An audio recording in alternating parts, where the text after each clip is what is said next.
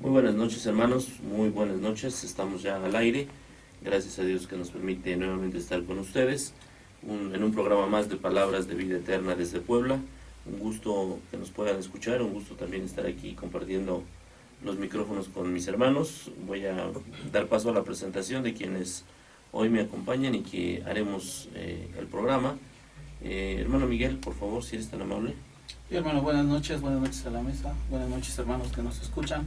Mi nombre es Miguel Ángel Báez, yo me reúno en la Corporación de Bosques de Manzanilla y la dirección y el teléfono en unos momentos mi hermano Evaristo les dará. Buenas noches, hermanos. Buenas noches. Buenas noches. Hermano Alejandro, Muy buenas noches a todos y es un gusto, es un gran privilegio estar con mis hermanos, al igual y con todos nuestros radioescuchas. Sí, estamos en Palabras de Vida Eterna. Yo soy Alejandro Martínez, me reúno en la Iglesia de Cristo en la Unidad Habitacional San Bartolo, Plaza del Nogal, edificio C2, departamento 8. Nuestro número para que se puedan comunicar con nosotros, 22 26 10 15 01. Muy buenas noches. Gracias, hermano Alejandro. Hermano Josué. Muy buenas noches, hermanos, nuevamente bienvenidos, que Dios les bendiga. Mi nombre es Josué Mesa Reyes, también me congrego en la Colonia Vicente Guerrero, la Iglesia de Cristo, a 4 cuadras de Soriana Torrecillas. El teléfono donde nos pueden contactar es el 129-4401. Que Dios les bendiga. Gracias, hermanos. Buenas noches. Hermano Jonathan. Muy buenas noches a todos los que nos estén escuchando. Mi nombre es Jonathan David Mesa Reyes y también me congrego en Vicente Guerrero. Muy buenas noches. Buenas noches. Hermano, su servidor, Evaristo Ordaz. Me congrego en la colonia Bosques de Manzanilla. Estamos a unos cuantos minutos de la preparatoria Alfonso Calderón. Esto es al nororiente de la ciudad. Calle Manzano, 5215. En la colonia Bosques de Manzanilla, como les decía hace un momento. Vamos a ir a Dios, hermanos, en una oración inicial y después de esta oración daremos paso a nuestro hermano Jonathan con los medios. Hermano Miguel, si nos hace usted favor de llevarnos a Dios en la oración, por favor. Vamos a orar. Tenemos nuestro rostro en actitud reverente. Señor Padre Dios, tú que estás en el cielo, alabado sea tu santo nombre, Señor. Gracias te damos, mi Dios, por todo lo que nos das, por tu misericordia, por tu amor, por tu bondad. Gracias, mi Señor, por todo ello. Te pedimos, Señor, que en esta hora, en esta noche, Señor, llevemos tu mensaje como tú lo ordenas, como tú lo demandas. Te pedimos, Señor, que tu guía, que el Espíritu Santo esté aquí presente para que nos guíe, para que nos cuide y para que se hable de tu palabra, mi Dios. También te pido por todas las intenciones que habitan en el corazón de cada uno de mis hermanos que están aquí presentes y que nos escuchan allá en sus casas, Señor, o en algún lugar donde llegue esta transmisión, Señor. Sé con ellos, con sus familias, con sus padres, con sus hijos, con sus esposas, con sus hermanos, con todo el mundo, mi Señor. Permítenos, Señor, llegar al corazón de los hermanos, de la gente que nos escuche, mi Señor. Por todo lo demás, Señor, te doy gracias en el bendito nombre del Señor Jesucristo, nuestro divino Salvador. Amén. Amén. Amén. Amén. Pues parece ser que no nos están escuchando nuestros hermanos, pero quizás vayamos con un pequeño retraso, un pequeño delay. Vamos a tomarlo con calma, vamos a seguir nosotros grabando. Bien, hermanos, joven Jonathan, si nos quiere usted dar los medios, por favor. Claro que sí.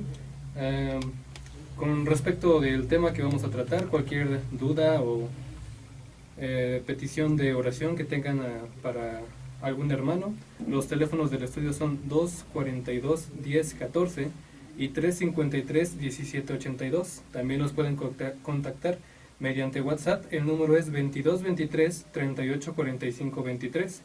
Estamos también en Facebook. La página de likes es Palabras de Vida Eterna Radio y la página de amigos es Palabras de Vida Eterna Puebla. También cualquier programa que ya hayamos transmitido estará disponible en YouTube como Palabras de Vida Eterna en Puebla. Ahí nos pueden ver y cualquier tema que hayamos tratado, verlo las veces que quieran. En Twitter estamos como @palabras3333. Muy bien. Gracias, hermano Jonathan. Pues vamos a retomar nuestro tema. Hace 8 días nosotros estábamos hablando respecto de algunas sectas, ¿verdad?, que se formaron antes de el tiempo de Jesús. En la época judía ya había algunas, luego en los tiempos de Jesús hubo otras, y posteriormente en el cristianismo primitivo hubo otras. Nosotros hace 8 días tocamos algunas de ellas. Hoy vamos a seguir hablando de algunas de ellas, y vamos a hablar también de algunas cuestiones filosóficas que quizás a lo mejor a ustedes les puedan parecer pues un poco densas. Les vamos a pedir que nos tengan un poquito de paciencia, hermanos. Son necesarias explicarlas, o es necesario explicarlas para que puedan entender ustedes el porqué del surgimiento de muchos grupos religiosos. Bien, vamos a hablar ahora del gnosticismo. Ustedes seguramente, o quizás hayan escuchado la palabra gnósticos o gnosticismo. Este gnosticismo es una creencia, ¿verdad? Es un grupo de personas que desarrollaron esta filosofía, ¿verdad? Y estas personas tenían la creencia de que el conocimiento sobre los misterios de Dios, sobre el mundo, sobre el hombre y sobre todas las cosas que están, sobre la historia, estaba reservada a una élite. ¿Cómo es que surge el gnosticismo? Bueno, ustedes deben recordar que antes de que el Imperio Romano se estableciera, por allá del año 400 antes de Cristo, bueno, pues quienes dominaban eran los helenos, los helénicos, con Alejandro Magno, dominaban el mundo, el Imperio Helénico. Y bueno, cuando se mezclan estas dos creencias, la creencia helénica y la creencia romana, pues surge este gnosticismo, ¿verdad? Los gnósticos eran personas que creían o pretendían que tenían una revelación de los apóstoles, ¿verdad? Una revelación privada de los apóstoles, que tenían una tradición al margen de la tradición. Se presentaban como gente que poseía conocimientos muy altos y secretos, y ponen a la filosofía por encima de la religión. ¿En dónde surgieron las sectas gnósticas dónde florecieron más? ¿En qué ciudades de la antigüedad? Bueno, pues florecieron en Antioquía, en Alejandría, en Edesa, en Roma. Y estos gnósticos, una de las doctrinas que desarrollaban era negar la realidad humana de Cristo, ¿verdad? Ellos decían que el cuerpo de Cristo fuese solo una apariencia. Y bueno, a partir de ahí surge una teoría que se llamó docetismo. ¿Qué quiere decir la palabra gnosis? Bueno, la palabra gnosis es griega y significa conocimiento, y consiste en la conquista de un conocimiento interior que acerca al iniciado al misterio y le permite llegar a la salvación. ¿Por qué les comento todo esto sobre los gnósticos, hermanos? Bueno, porque el movimiento gnóstico no es algo que ya haya acabado, sino más bien el movimiento gnóstico es algo que prevalece en la actualidad en diferentes grupos religiosos. El movimiento gnóstico es algo que ustedes, o algunos pensamientos, algunas corrientes del pensamiento gnóstico, ustedes las van a encontrar en diferentes grupos religiosos. Y cuando ustedes escuchen que Jesucristo vino solo en apariencia, bueno, pues ahí encontramos un rasgo de una secta gnóstica. Ahora le voy a pedir a mi hermano Josué que nos hable un poco de los nicolaitas como otra secta que surgió en el primer siglo.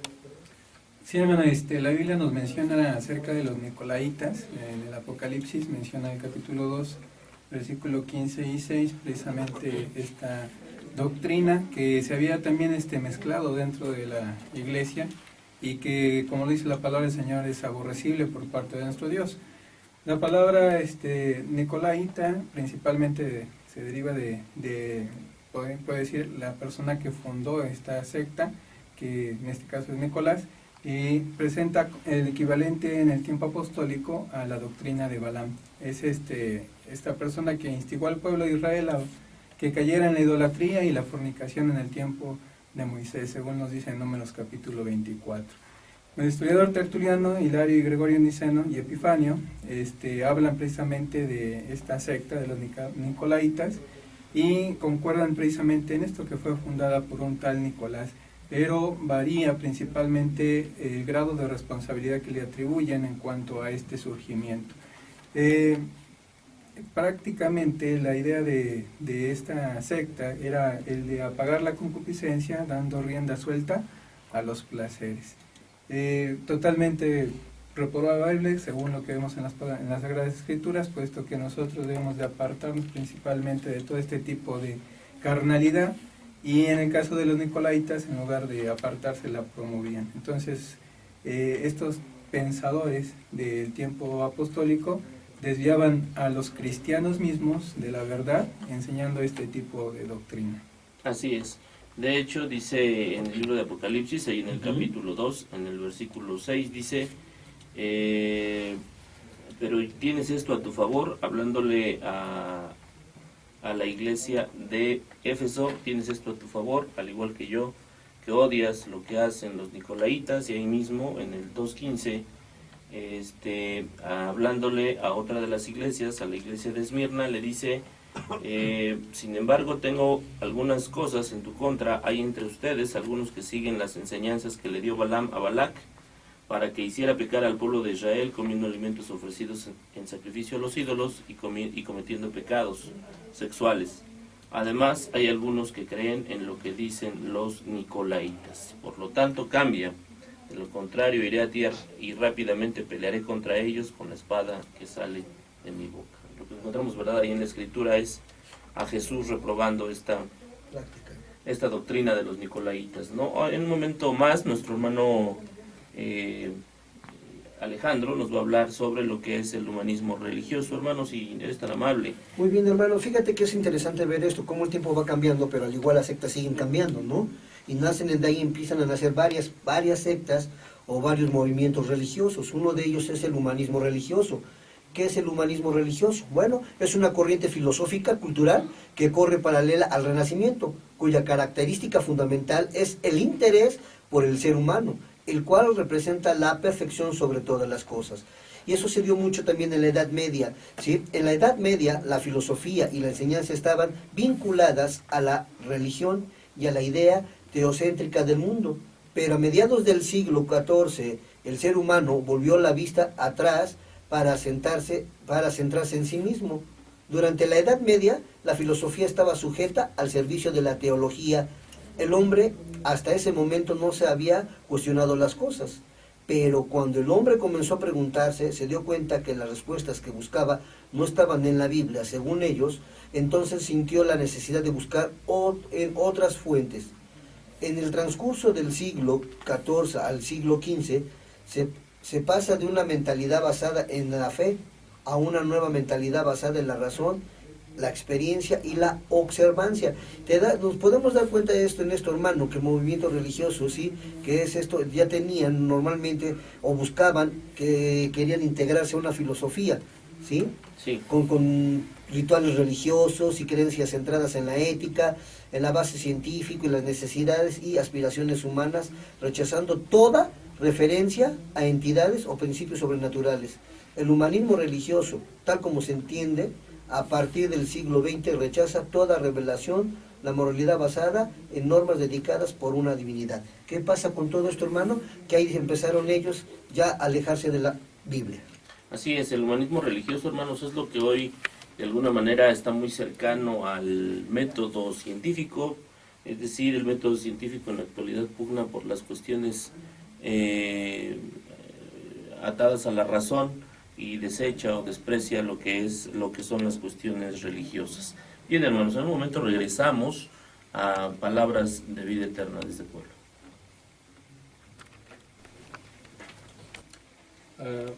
Regresamos a Palabras de Vida Eterna. Tenemos aquí unos saludos que vamos a transmitir. Nuestra hermana Jocabet Martínez de Vicente Guerrero pide oración porque acaba de iniciar su negocio de una estética y quiere que Dios le ayude. Felicidades. Sari y su hermano de Manzanilla pide oración por toda su familia y muy en especial por su tío Efren y por los niños pobres. Nuestra hermana Chelo Mansur de Vicente Guerrero pide oración por el trabajo de nuestro hermano Josué y por su hija Amsi, que anda de viaje por sus estudios. Nuestra hermana Tere Valdivia de Manzanilla manda saludos a los hermanos que hacen posible este programa y da gracias a Dios porque hace 2 días su hijo fue operado y está evolucionando muy bien. Qué bueno. Gracias a Dios, hermano. Nuestro hermano Hilario de Alceseca, Puebla, manda saludos a todos los hermanos del programa. Gracias, hermano. Gracias. Igualmente. Y los hermanos de Nuevo León invitan a nuestros hermanos a que escuchen su programa radial Soldados de Jesús en www.radiocristo Radio Cristo, mi fortaleza. mifortaleza.com los martes a mediodía y los miércoles a las 8 de la noche. Muy bien. Muy bien. Vamos a estar pendientes, hermanos. Ok. Bueno, vamos a continuar, hermanos, con lo que veníamos tratando. ¿Son todos los saludos, por cierto? Son ¿no? todos. Son todos los saludos. Muy bien. Les decíamos hace un momento, hermanos, nos referíamos al humanismo religioso Así es. y hablábamos de que el humanismo se centra, deja a un lado lo que es la religión y se centra más bien en la razón, y a partir de ahí se genera una desconfianza muy profunda en la fe, y a partir de ahí, bueno, pues los que ustedes escuchan decirse ateos, pues por ahí tienen su fundamento en el humanismo religioso. Una vez que ellos no creen en la fe, pues a todo le buscan una explicación lógica, razonable y científica. El materialismo es el siguiente tema del que vamos a hablar, como una filosofía que se ha de alguna manera infiltrado en la doctrina cristiana, y que le voy a pedir a mi hermano Miguel que por favor nos platique un poquito de ella. Sí, cómo no. Mira, el materialismo en sí tiene un problema en la esencia de la vida. Este aborda diciendo que el mundo es de naturaleza material y que no necesita para su explicación ningún principio de orden espiritual. El materialismo cree que la creación del mundo por parte de Dios no es más que un cuento basado en la ignorancia y en una observación simplista de la naturaleza. En Grecia, en el siglo V a.C., ya habían filósofos que negaban la explicación religiosa del origen de los seres vivos. Esta corriente filosófica llegó a los tiempos de Jesús y aún después de los tiempos de Jesús. Podemos decir que esta corriente pues se basa únicamente en lo material, ¿no? Y esta corriente desde el siglo V antes de Cristo se venía ya mencionando, se venía hablando de ella, claro. y bueno, pasando por los mismos tiempos de Jesús y después de los tiempos de Jesús se sigue hablando de esta corriente. Así es. Por ello, si ustedes han escuchado hablar de Carlos Darwin, aquel botánico, aquel científico que desarrolla la teoría de la evolución, bueno, pues este botánico, este científico, desarrolla su teoría a partir precisamente de esta filosofía materialista, en donde se supone que el mundo no lo creó Dios, sino más bien el mundo debe tener una explicación material, no necesita una explicación de orden espiritual. Y si ustedes se dan cuenta, bueno, pues a los niños se les enseña, ¿no?, en las escuelas, esta teoría de la evolución de Carlos Darwin, en la que, según esto, nosotros venimos de los primates y hemos evolucionado hasta llegar a lo que somos. Ahora vamos, hermanos, a hablar un poco de lo que es el misticismo religioso. Ya hablamos de materialismo, ya hablamos de gnosticismo, ya hablamos de humanismo, ya hablamos de los nicolaitas. Ahora vamos a hablar un poco de el misticismo. ¿Qué es el misticismo religioso? Bueno, el misticismo religioso, hermanos, tiene que ver con el hecho de que cada persona dentro de sí cree que puede establecer una conexión con tiene que ver con la conexión que una persona puede establecer con todo aquello que no es terrenal o mundano. Es decir, el misticismo es el fenómeno mediante el cual las personas logran conocer a aquello que entienden como su Dios de manera directa y particular. Es decir, cada persona se puede generar su propio Dios. Muchas veces el misticismo se da a través de conexiones íntimas y privadas de la persona con lo espiritual, por lo cual las prácticas y los rituales oficialmente establecidos por las diferentes iglesias pueden o no ser útiles en todos y en cada uno de los casos. Es decir, la persona que es mística religiosamente hablando, bueno, pues es una persona que dice que ella puede relacionarse con Dios según su propio criterio, según su propia idea, según como él lo siente, según como a él le nace, y que no necesita ir a ninguna iglesia, o que bien puede ir a cualquier iglesia para poder establecer esta relación con Dios. El misticismo es algo muy particular de cada persona. Es entendido como un fenómeno que se relaciona con el sentir más profundo de cada persona, por lo cual no hay reglas o parámetros que puedan guiar tales sensaciones. Así, los místicos religiosos, hermanos, pues se generan prácticamente su propia religión. ¿En donde encontramos estas cuestiones místicas, religiosamente hablando? Bueno, pues cuando le preguntamos a la persona, oye, ¿quieres ir a la iglesia? Y la persona responde, es que no me nace. Y finalmente la persona asiste a la iglesia cuando le nace. ¿Dónde más encontramos una persona que tenga estas características? Cuando le decimos vamos a la iglesia y la respuesta es que peco más yendo, mejor yo sé cómo me entiendo con Dios. Bueno, pues de alguna manera ahí está algo de misticismo religioso. Vamos ahora, hermanos, a hablar un poco de las características de las sectas. Como ustedes saben, ese es el tema central. Lo que ahora desarrollamos hace unos minutos tiene que ver con algunas filosofías que le dan origen a las sectas. Y bueno, pues le voy a pedir a mi hermano Josué que por favor me ayude a descubrir algunas de estas características de las sectas. Hermano. Sí, hermano. Bueno, en general todas las sectas tienen diferentes características, pero hay algunas que se comparten cuando hablamos acerca de ellas. En este caso, la mayoría de las sectas, principalmente, tienen una organización que se conoce como piramidal. Quiere decir que hay una base que sigue a un líder específicamente. A este líder deben una sumisión incondicional, porque es el cuerpo gobernante.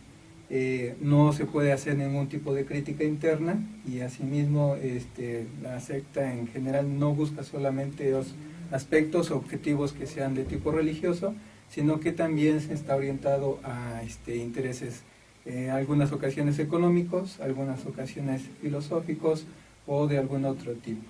Y la característica principal de esto es que la Biblia es manejada o tergiversada principalmente buscando los fines específicos de cada secta. Entonces, dependiendo de los objetivos que busque en este caso la secta, ya sea político, económico o de otro tipo, entonces en esa manera es como ellos van también derivando o utilizando, manipulando lo que es el conocimiento bíblico, básicamente tergiversando la palabra de Dios. Esta es básicamente algunas de las características que identifican cuando una secta, ¿verdad?, está una persona dentro de una secta. Así es, hermanos. De alguna manera, si ustedes han estado antes de llegar a la iglesia de Cristo y estuvieron en algún grupo religioso, ustedes tienen que identificar esto. Si hay una organización piramidal, probablemente estén en presencia de una secta. Si hay un cuerpo dirigente, un cuerpo gobernante y todos se someten a ese cuerpo, probablemente estemos en presencia de una secta. Si no se permite la crítica y hay expulsiones a partir de la crítica, bueno, pues entonces ahí estaremos en presencia de una secta.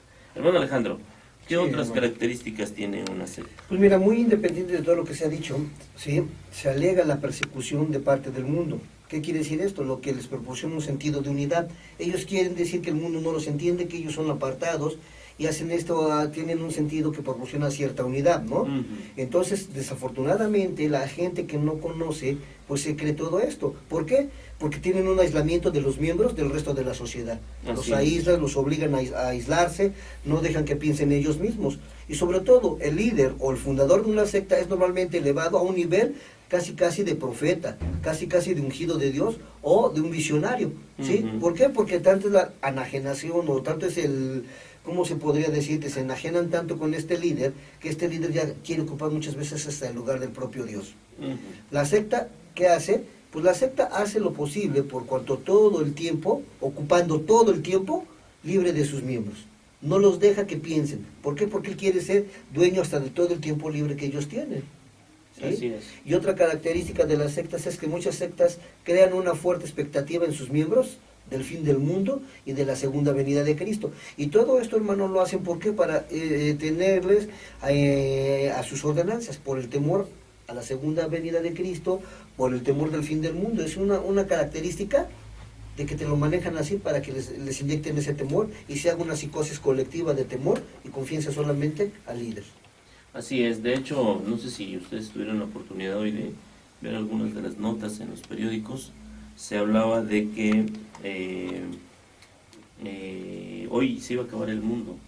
Hoy por enésima vez algún líder religioso en California dijo que el mundo se acababa hoy, que se iba a acabar por fuego. Pues ya son cerca de las 9:35, nos quedarían unas 3 horas. Y perdón hermano que te interrumpa, yo supe de una fecha que era 23 de septiembre. Así es. También Sí.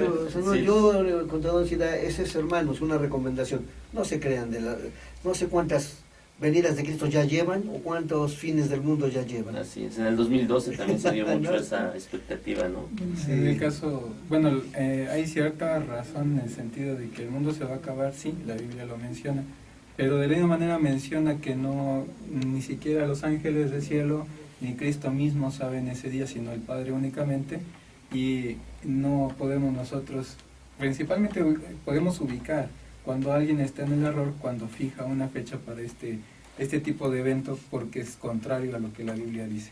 Y deja de eso hermano, que mucha gente quiere mover el tiempo a su manera.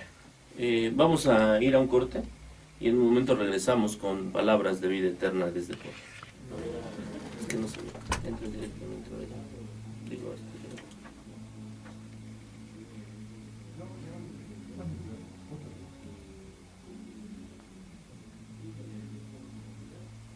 Regresamos con palabras de vida eterna en Puebla. no tenemos en este momento saludos, estamos enfrentando alguna falla técnica, les rogamos su comprensión hermanos. Ustedes saben que las máquinas no tienen palabra desafortunadamente y a veces las cuestiones del internet y computacionales pues nos dan algo de guerra, pero bueno, pues nosotros seguimos grabando para que ustedes el día jueves lo puedan escuchar a la misma hora, a las 9 de la noche. Se podrá escuchar este programa, nos está haciendo favor el joven Rodrigo de grabarlo y se retransmitirá mañana en el mismo horario. Por ello les rogamos su comprensión y les ofrecemos una disculpa. Muy bien, pues decíamos hace un momento que pues en más de una ocasión se ha hablado del fin del mundo. Sí. Y más de una vez diferentes pseudoprofetas han señalado una fecha. Sin embargo, en el libro de Mateo, en el capítulo 24, en el versículo 36, dice: el cielo y la tierra no durarán para siempre, pero mis palabras sí. Nadie sabe el día ni la hora, ni siquiera los ángeles del cielo, ni el Hijo mismo, solamente lo sabe el Padre. Ahí está. Entonces, hermanos, pues vamos a seguir hablando de las características de las sectas. Le voy a pedir a mi hermano Miguel que por favor pues nos platique algunas otras características de las sectas para que ustedes las escuchen ahí en su casa y si en algún momento se identifican, bueno, pues esperemos que no estén en la Iglesia de Cristo y sea esto una identificación de algún grupo religioso en el que hayan estado antes o de algún grupo religioso que ustedes conozcan. Adelante, hermano Miguel. Sí, hermano, recalcando un poquito lo que acaban de comentar, una de las características de las sectas es de que le dan mucha importancia a los signos externos del poder del espíritu, como son las sanaciones milagrosas, el hablar en lenguas, el trance místico, las visiones, los lloriqueos, los vómitos, etc. La secta ejerce una sujeción poderosa sobre los suyos para que se produzcan estas manifestaciones de forma continua en las sesiones masivas de los adeptos. Otra característica es de que la secta alega su surgimiento único y auténtico a través de eventos místicos. Ángeles que se les aparecen, visiones de pseudoprofetas, lo que acabamos de mencionar, eventos sobrenaturales y revelaciones. Otra característica que manejan las sectas es de que mencionan la religión o la Biblia en sus prédicas porque de alguna manera en algo se tienen que escudar y así generan cierta confianza en sus adeptos. Otra característica es de que existe la confesión donde los miembros del grupo cuentan sus problemas. Esto genera un vínculo, además de que la información confesada puede ser utilizada para chantajear al adepto. Entonces, estas características, si algunos por ahí las llevan, pues son una secta. Así es. Sí, efectivamente lo que decía nuestro hermano Miguel, hay que considerarlo, hermanos. Puede ser que el grupo al que ustedes hayan pertenecido o al que ustedes conozcan tenga algunas de estas o varias de estas, ¿no? Sin embargo, pues sí hay que tener cuidado con ellas. Decía hace un momento nuestro hermano Miguel, las sectas alegan su surgimiento único a través de eventos místicos, es decir, a alguien se le ocurre decir, bueno, ¿qué creen? A mí me habló un ángel y me dijo que yo iba a fundar una iglesia y bueno, pues ahí nace una secta, ¿no? O alguien En sueños, ¿no? visiones. Visión. Yo soñé anoche me habló Dios y me dijo pues que a partir de mañana íbamos a hacer una iglesia, la iglesia, y le ponen un nombre y a partir de ahí pues ya surge una secta. O alguien más dice, no, pues es que yo vi que pasó el río muy fuerte y a partir de ahí yo creo que porque pasó el río muy fuerte vamos a formar otra iglesia, ¿no? Bueno, pues hay que tener cuidado, hermanos, con estas cuestiones. Otra situación que tenemos que considerar es los efectos que pueden producir las sectas en los adeptos.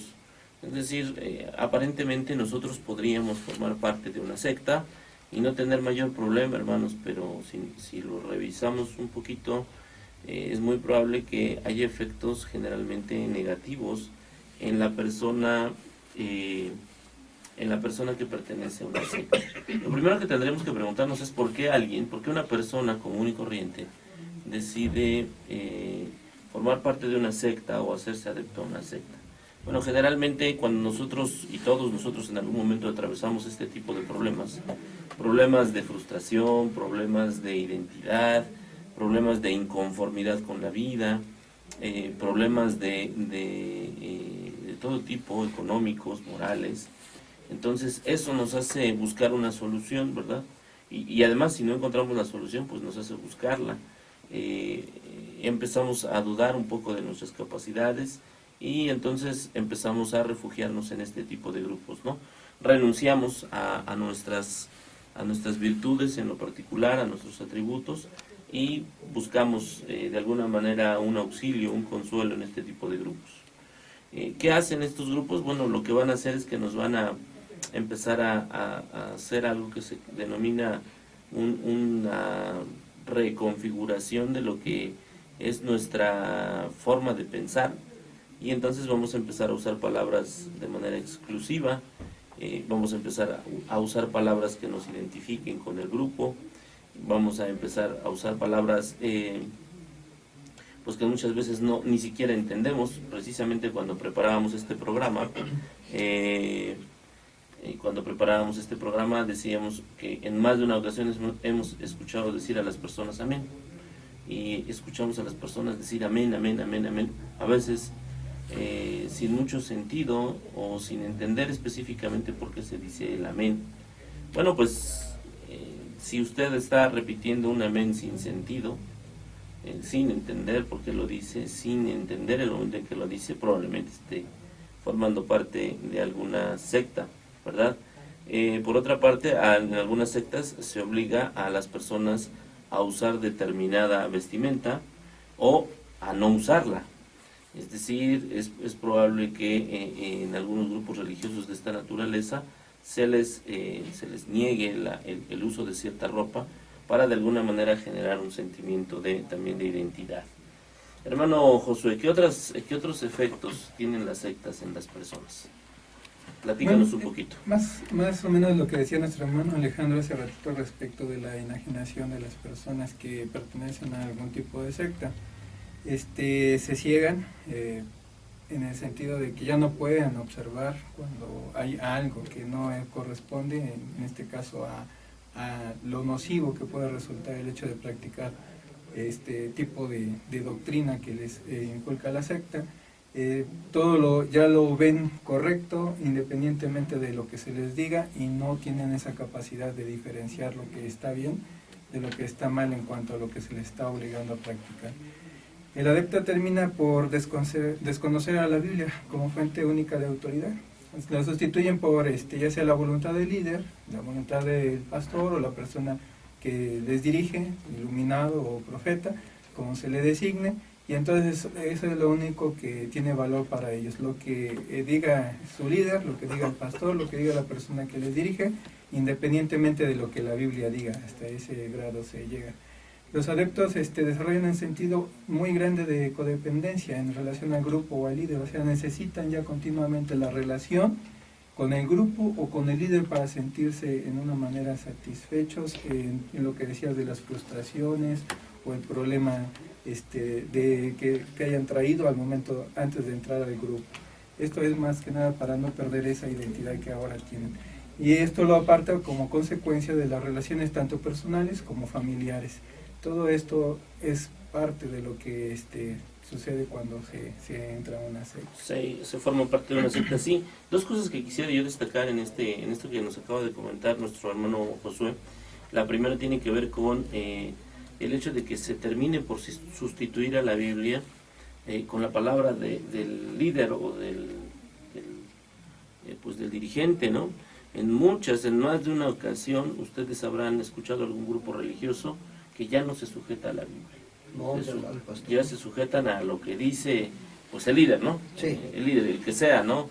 Llámesele como se le llame, el líder, pastor, sí. como se le llame, ¿no? Elder, o como se le llame, ya no hay esa sujeción a la palabra, sino más bien a él.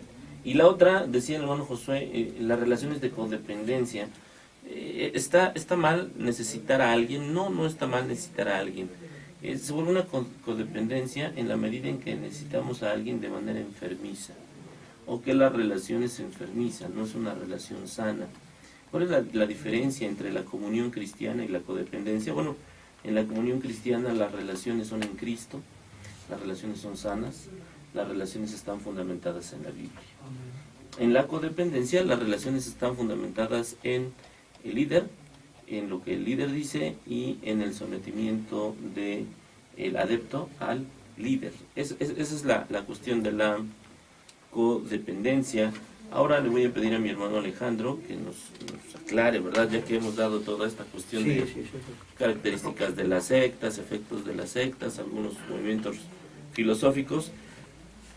Seguramente algunos de nuestros hermanos se preguntarán, bueno, ¿y la Iglesia de Cristo podría ser una secta? Hermano Alejandro, si nos ayudes a responder, aunque suene un poco agresiva la pregunta, sí, ¿la Iglesia de Cristo es una secta o podría ser una secta? Nos ofende la pregunta, pero es bueno mejor responderla, ¿no? Voy, fíjate que no es una secta. La Iglesia de Cristo no es una secta. La Iglesia de Cristo, ¿por qué no es una secta? Porque se rige únicamente por la verdad revelada de Dios en Cristo, sin salirse de ella en todas sus prácticas. Y hermano, hay algo bien importante en esto. La Iglesia de Cristo siempre fue profetizada. ¿Desde dónde? Desde el Antiguo Testamento. Entonces, por esa causa no puede ser una secta. El nombre Iglesia, hermano, no apunta a una secta. La Iglesia de Cristo no es denominacional, ¿sí? Sino que mucha gente va a la Iglesia de Cristo porque verdaderamente tiene la práctica de fe, ¿sí? Y la fe cristiana, por una o por más personas, ¿sí?, se les llama cristianos. ¿Por qué se les puede llamar cristianos? Porque ellos no están etiquetándose bajo una denominación, no están con una etiqueta de algún líder, simplemente la cabeza es Cristo. En la Biblia se habla de sectas judías y nunca se menciona la palabra denominación. También se registra, hermano, y esto es bien importante. Así es. Es bien importante este texto bíblico que te voy a dar. En la Biblia solamente 2 veces se menciona la palabra cristiano. Es en Hechos 26, ¿sí? Y sobre todo en Hechos 26, versículo 28, y en Hechos 11, 26. Así es. Vuelvo a repetirte los textos bíblicos, hermano. Hechos 11, 26 y Hechos 26, 28. ¿Sí? Solamente en esas 2 partes se les nombra cristianos. Pero gracias a Dios no es una secta. Una frase particular del cristianismo, no denominacional espiritual, ningún nombre más que el divino. Así es. ¿Sí es? No tenemos un cuartel central, ni presidente, ni un nombre terrenal que sea la cabeza de la Iglesia de Cristo. Nuestra cabeza únicamente es Cristo. Así es. Y la cabeza de la Iglesia no es nadie más que el mismo Jesucristo. Tienes Efesios capítulo 1, versículos 22 y 23. Cada congregación de la Iglesia de Cristo es autónoma y solo la palabra de Dios nos une en una sola fe. ¿Dónde lo dice? Efesios 4, versículos del 3 al 6. Hermano, esto es algo bien importante que sí me gustaría añadir, ¿no? Nosotros no somos una secta. Si tú estás dentro de la iglesia de Cristo, la cabeza es Cristo. Así es. Su palabra es fiel y verdadera. Claro. Su palabra es la que nos guía, no el Así hombre. es. Y eso es muy importante porque efectivamente en la iglesia de Cristo no nos regimos por lo que el líder nos diga. Así es, hermano. No nos regimos por lo que diga el pastor o lo que diga el anciano o lo que diga el diácono. Nos regimos claramente por la palabra de Dios y nos sometemos a la palabra de Dios. En la medida en que nos sometemos a la palabra de Dios, en la medida en que respetamos la palabra de Dios y hacemos respetar la palabra de Dios, en esa medida nos alejamos de la posibilidad de ser una secta. Pero ello es muy importante, hermanos, el conocimiento de la palabra de Dios. En el libro de Oseas, en el capítulo 4, en el versículo 6, dice con toda claridad: mi pueblo se perdió porque le faltó conocimiento. En la medida en que no tenemos conocimiento, en la medida en que abandonamos el conocimiento, podemos correr el riesgo de convertirnos en una secta. Nos vamos a ir a un corte, hermanos, y en un momento regresamos a Palabras de Vida Eterna.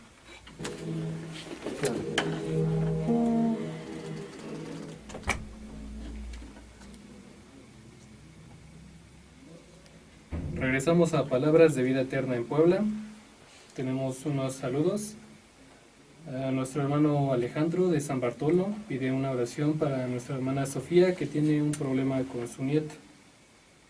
También mandan saludos nuestros hermanos de la Congregación de Córdoba, a todos los que estamos aquí.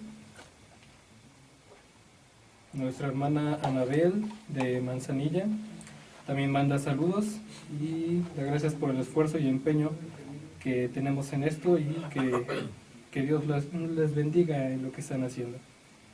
También nuestra hermana Lulú de Manzanilla manda saludos a todos los hermanos. Le da gusto escucharnos de nuevo el programa y pide por su amiga Laura. Le manda un abrazo y un saludo y que se recupere pronto. Y pide también por todos los enfermos, incluyendo a la hermana Adriana.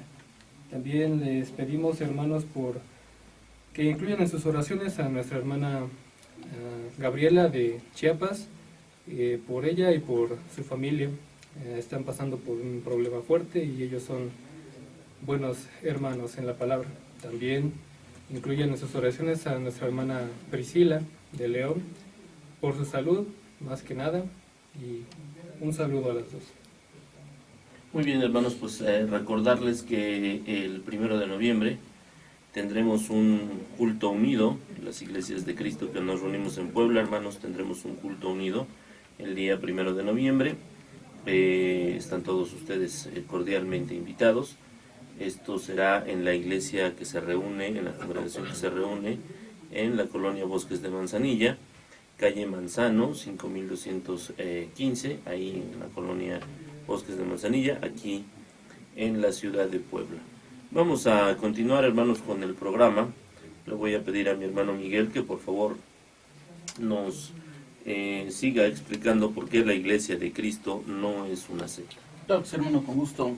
Bueno, mira, la iglesia de Cristo no es una secta porque fue establecida por el mismo Cristo, el Hijo de Dios. Eso lo encontramos en Mateo 16, versículo 18. Esto dice la palabra del Señor: y yo también te digo que tú eres Pedro, y sobre esta roca edificaré mi iglesia, y las puertas del Hades no prevalecerán contra ella. Ahí vemos claramente que Jesucristo establece su iglesia, siendo Él la roca. Y las sectas, por un lado, las sectas tienen un fundador humano.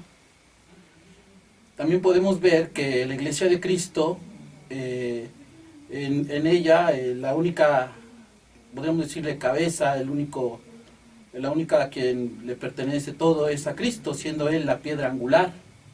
Eso lo podemos ver en 1 de Pedro, capítulo 2, versículo 4. Y también porque la iglesia de Cristo estuvo profetizada desde el Antiguo Testamento, en Jeremías 31, versículo 31, y en Daniel 2, capítulo 2, versículo 44. Les quisiera leer a Jeremías, Jeremías capítulo 31, versículo 31 dice: He aquí que vienen días, dice Jehová, en los cuales haré nuevo pacto con la casa de Israel y en la casa de Judá. Ahí está estableciendo a la iglesia. Así es. Desde el principio, ¿no? Desde el Antiguo Testamento. Y si en cambio una secta no aparece mencionada en la Biblia. Claro. Esa es la diferencia. Otra diferencia que podemos mencionar en la secta y de la Iglesia de Cristo es de que la Iglesia de Cristo enfatiza la autoridad en la Escritura. Se basa en la Escritura. Eso lo podemos ver en segunda de Timoteo, capítulo 3, versículos 16 y 17, mientras que muchas sectas, a veces con el afán de tener autoridad, sus líderes dicen haber recibido los mensajes adicionales de Dios, siendo que ellos son las cabezas, siendo que ellos son los líderes, los que están al frente.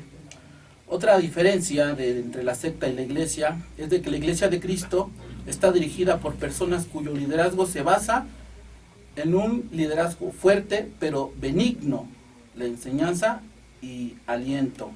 Eso lo podemos ver en segunda de Timoteo, segunda de Tesalonicenses, capítulo 2, versículo del 24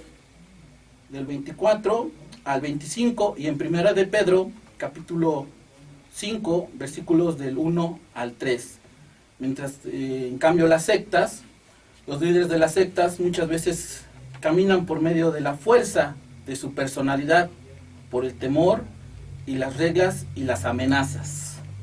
Mientras que en la Iglesia de Cristo es benignidad, es enseñanza, es aliento, en las sectas es fuerza, es la personalidad del líder, es la amenaza. Otra característica de que en la Iglesia de Cristo se enseñan a tener relaciones sociales santas. Eso lo podemos encontrar en 1 de Corintios capítulo 5, versículos del 9 al 11, y en 1 de Pedro capítulo 2, versículos del 11 al 17. Mientras que en una secta se exige aislamiento total, como ya se había hablado, como ya se había mencionado, excepto para obtener dinero, para obtener otros prosélitos que por ahí se manejan en las sectas. Otra característica es de que la Iglesia de Cristo mantiene la mirada en Cristo. No hay otro, es Cristo. Así es. Eso lo vemos en 1 de Corintios capítulo 1, versículo del 10 al 17, y 2 de Corintios capítulo 4, del 5 al 6. Mientras que en las sectas muchas veces ponen la vista en las personas, en la enseñanza de su vida, como propósitos espirituales. Así y ahí es. podemos ver ciertas características. Podemos leer las citas que mencioné, pero ustedes en casa pueden analizarlas detalladamente, sacar todas las citas, y si alguien tiene alguna duda, pues háganosla llegar, y nosotros con gusto les hacemos llegar las citas. Claro. Ahí en 1 de Corintios, en el capítulo 4, en el versículo 1 y 2, dice: la gente debe vernos simplemente como siervos de Cristo, como aquellos en quienes Dios ha confiado para enseñar su plan secreto. Además, una persona en la que alguien ha confiado debe demostrar que es digna de esa confianza. ¿Por qué les leo ese versículo, hermano? Bueno, porque dice una de las características de la Iglesia de Cristo que la diferencia de las sectas es que en la Iglesia de Cristo las personas que están ahí, que pertenecen a la Iglesia de Cristo, deben actuar con toda integridad, y generalmente, o casi de manera muy común, las sectas, en las sectas muchas conductas que no están aprobadas en la Biblia o son permitidas, o son protegidas, o son solapadas. En la Iglesia de Cristo se nos exige, a los que estamos al frente, pues estándares muy fuertes. Si ustedes leen 1 de Timoteo 3, 1 al 13 y Tito 1, 5 al 9, bueno, pues todos esos requisitos se nos piden. Sin en cambio, en las sectas generalmente sus líderes, las personas que encabezan estos grupos religiosos, estos grupos sectarios, pues no se les exige nada de esto, ¿verdad? Un líder sectario bien podría ser alguien inmoral, bien podría ser alguien borracho, bien podría ser alguien con algunas perversiones sexuales. Hemos escuchado que algunos líderes religiosos, ¿verdad?, tienen por allí algunas perversiones sexuales y se les permite seguir siendo parte de y encabezar las sectas. Bueno, la Iglesia de Cristo tiene como requisito, ¿verdad?, fundamental para la salvación la fe. Y esto está, la fe en Cristo, y esto nosotros lo leemos en el libro de Gálatas, ahí en el capítulo 3, en el versículo 1 al 7, y en el libro de los Efesios, en el capítulo 2, en el 8 y 9, versículos 8 y 9. Y bueno, en algunas sectas generalmente no solo se pide la fe en Cristo.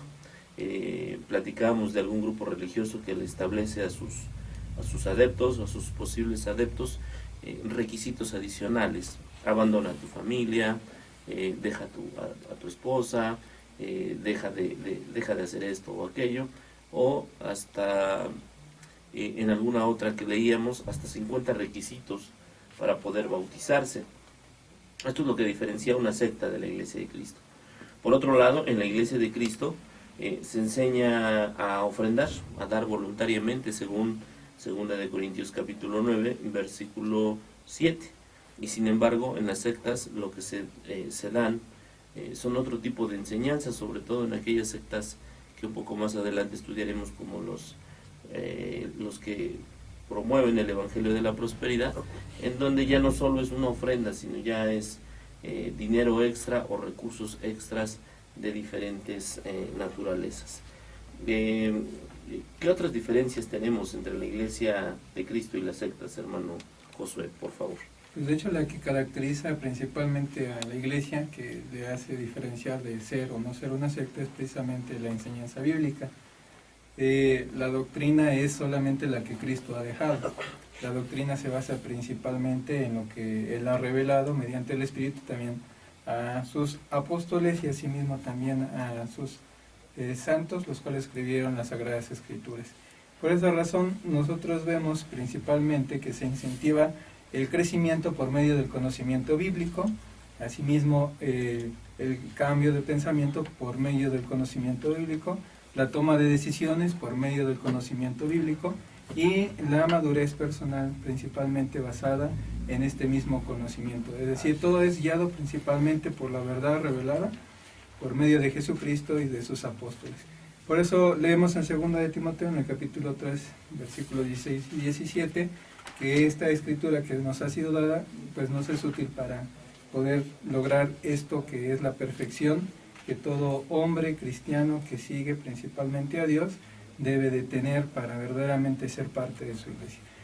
Igualmente en 1 de Pedro, en el capítulo 2, versículo del 1 al 3, nos dice que debemos desechar todo tipo de carnalidad, de malicia y de detracciones o cualquier otro tipo de pecado. Y decía, como niños recién nacidos, dice, la leche espiritual no adulterada para que por ella crezcamos, y esto es para salvación. Entonces, las sectas, pues en general, no hacen esto con sus adeptos, crean más bien en ellos un sentimiento de dependencia por las necesidades que en ellos existen, y las cuales se ven, ahora sí que en un momento primeramente complementadas, pero después son exigidas, en este caso, pues el hecho que se había mencionado, de aislarse de la familia, de empezar a entregar principalmente el tiempo y el dinero, en este caso a la secta o al líder. Y esto pues implica principalmente dar la voluntad del líder para que él sea el que tome todas las decisiones importantes de la vida, en este caso del que se hace adepto a este tipo de secta.